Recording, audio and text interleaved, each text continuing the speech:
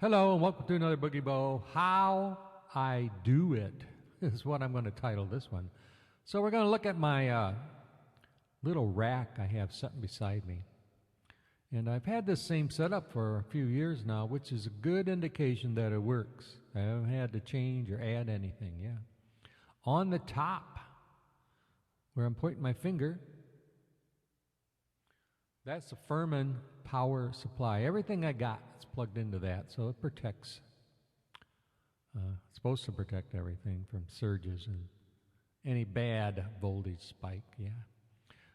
So the next thing down is Focusrite Scarlett, I think is an i1820. It's a mixer, and a mixer that doesn't make any noise. It's pretty quiet. The little plug in the front there, these cables actually go to the back of this unit.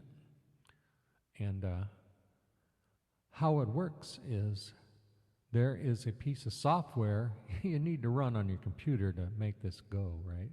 So here's that software right here. And it's real flexible for the most part, I think. This is the overall volume control right here. The thing is, you can set up different mixes, I'll call them. This here I have a mix 3. Now you can see, maybe you can see, this is my keyboard right here. Okay, making a little keyboard noise.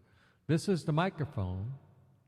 And this is another input to my RX1602 mixer, which I'll show you in a second.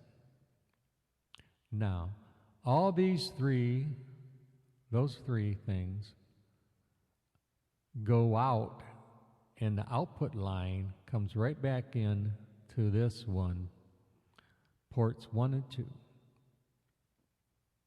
Now, why would I do that? Yeah, because a lot of computers, the programs on them, only will take the main first 2 inputs. They don't know about all the other 8 input ports, okay? So that's why we do that. And it's worked out real well. So some of the cheaper recording software and simple works fine by just going that route. Now if I look at mix 1, what's this? Yeah, this is the actual output to my subwoofer, then to my speakers, okay? And on this one, of course, I got these 3 muted because we don't need to put those in again because they're already coming here. So way over here, of course, is the overall volume control. This is where you set up where you want your mix to go to. In this case, it's going to the main outputs.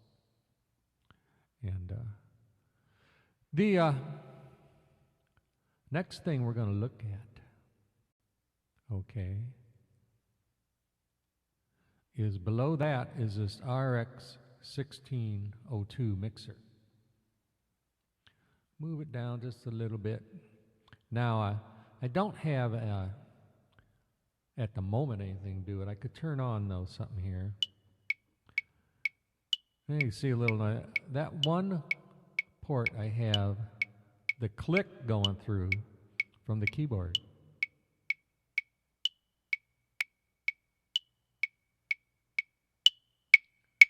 You can hear I can make it louder or softer through this volume control. Now, all these other ones, I have an iPad, I have another keyboard, actually a couple keyboards. At times I've had like 3 other keyboards plugged into that.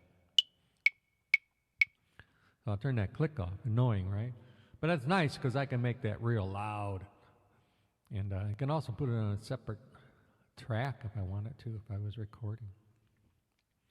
So again, this is a Behringer RX1602 Pro, it's called. They're not too expensive, and they work just fine for what you need them to do. So the next thing down, right below that, is the MOTU MIDI controller. Now,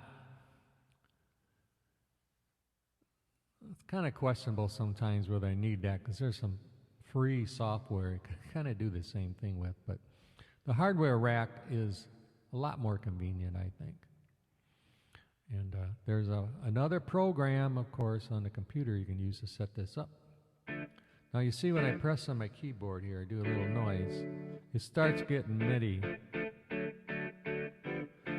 So if I want to record MIDI to a program, yep, I can just pick out these MIDI ports because there's a USB cable again that goes from this device to the computer. So these MIDI ports are available to any software on a computer.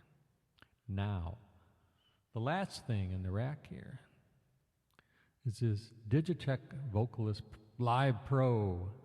Now this thing, the microphone, my mic actually goes to a little one I boosted a little bit with a cloud lifter box, and then it goes to into this. And this, of course, goes into the Scarlett mixer above. Now this thing is nice because not only does it do, compression and all kinds of effects, there's like a lot of different settings, delays and stuff I can put in, but most of the time I just use it for the harmony box feature. And that has a foot plug that I use, or foot pedal I should say. I step on the pedal, and I have harmony, yes.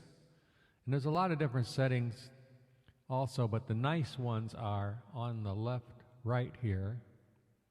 These over here, there's a lead, harmony, and reverb. So these three, check. See, I got a lot of reverb now.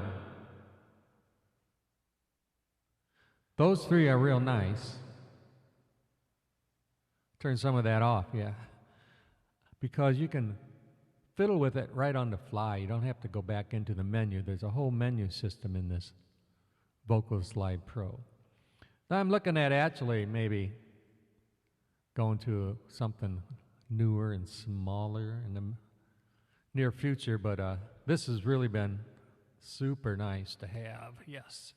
And I love the way I can kind of put in the effects and set it up to do a little vocal fidgeting, I call it, yeah.